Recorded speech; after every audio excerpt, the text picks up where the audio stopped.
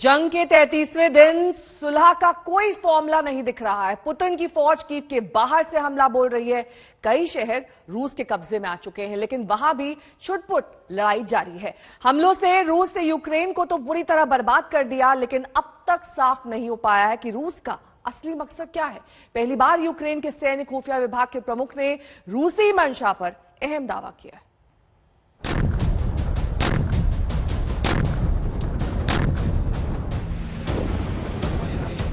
जंग के 32वें दिन बीत चुके हैं। आज 33वां दिन है। अभी भी कीव पर रूस का कब्जा नहीं हुआ है।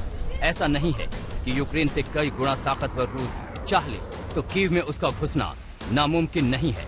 फिर बड़ा सवाल ये उठ रहा है कि आखिर जंग को लंबा खींचने के पीछे रूस की नीयत क्या है।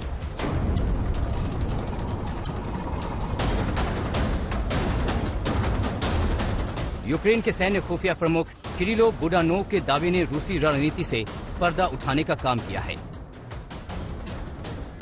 बुडानोव के मुताबिक रूस की असली मंशा यूक्रेन को 2 टुकड़ों में बांटने की है। बुडानोव ने कहा है कि रूसी राष्ट्रपति व्लादिमीर पुतिन को लग गया है कि वो पूरे यूक्रेन को तो निगल नहीं सकते, इसलिए वो कोरिया की तर्ज पर यूक्रेन को संभवतः विभाजित करने का प्रयास करेंगे। किरिलो बुडानोव ने रूसी रणनीति को लेकर कुछ और भी आशंकाएं जाहिर की हैं। बुडानोव के मुताबिक रूस अपने कब्जे वाले क्षेत्र को एक अर्ध राज्य संरचना में तब्दील करने का प्रयास कर सकता है। बाद में इसे वो आजाद यूक्रेन के खिलाफ खड़ा कर सकता है। हालांकि बुडानोव का कहना है कि अगर रूस ने ऐसा करने की गलती की तो यूक्रेन का प्रतिरोध गोरिल्ला युद्ध में विकसित होगा और रूस के प्रयासों को पटरी से उतार देगा। पिछले 32 दिनों में यूक्रेनी जनता ने दिखा दिया है कि वो किस हद तक रूसी सेना का प्रतिरोध कर सकते हैं। शहर से शहर ऐसी तस्वीरें आ चुकी हैं जब यूक्रेन के लोग रूसी टैंक के सामने खड़े हो गए और रूसी सेना को पीछे हटने पर मजबूर कर गए। हालांकि ज़ेलेंस्की खुद मान चुके हैं कि यूक्रेन से रूस को पूरी तरह हटाना मुश्किल है। सवाल उठता है कि रूस के हाथ 32 दिनों में क्या लगा। इसका कोई पुख्ता आंकड़ा नहीं है। कीव के 2 या 3 शहरों पर उसका आंशिक तौर पर कब्जा जरूर हुआ है, लेकिन ये लड़ाई अभी भी निर्णायक मोड़ तक नहीं पहुंच पाई है। हालांकि रूस का दावा है कि वो अपने यूक्रेन ऑपरेशन का पहला चरण पूरा कर चुका है। इसके तहत उसने यूक्रेन की लड़ाई की क्षमता को बहुत कम कर दिया है। रूस का अगला लक्ष्य डोनबास इलाके को पूरी आजादी दिलाना है। ये और बात है कि अपने इस तथाकथित ऑपरेशन की कीमत रूस ने 1351 सैनिकों की जान से चुका है। रूस के शहर पर 2014 से ही यहाँ के अलगाववादियों का यूक्रेनी सेना के साथ संघर्ष चल रहा है और विद्रोहियों के खिलाफ यूक्रेनी फौज की कार्रवाई को ही रूस इस जंग की मुख्य वजह बताता है। कीव से राजेश पवार और लवीव से गौरव सावंत के साथ आज तक ब्यूरो।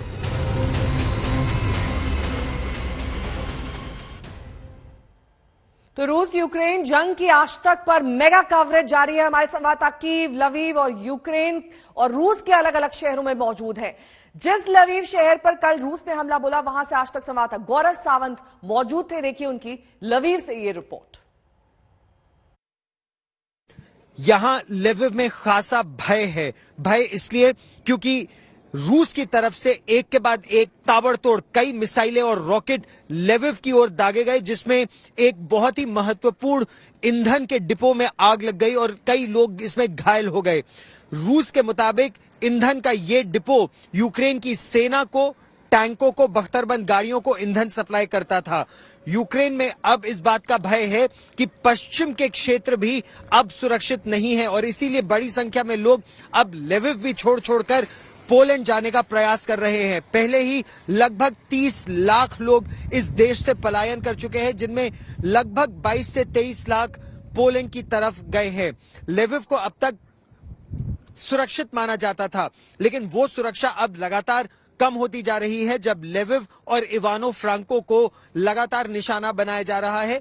रूस की मिसाइल और रॉकेटों के जद में लगभग पूरा देश है। पूर्व की अगर बात करें तो चाहे वो डॉनबास का इलाका हो, डोनेस्क और लुहांस्क, रूस वहां अपनी स्थिति को और मजबूत करने की कोशिश कर रहा है। हालांकि यूक्रेन ने दावा किया है कि उसने कई रूस की बख्तरबंद गाड़ियों को और टैंकों को ध्वस्त कर दिया एंटी टैंक गाइडेड मिसाइल से डोनेस्क के इलाके में। वहीं दक्षिण में भी खरसन के इलाके में यूक्रेन ने दावा किया है कि उसने रूस के कई विमानों को और टैंकों को ध्वस्त किया और पलटवार करने की कोशिश कर रहा है।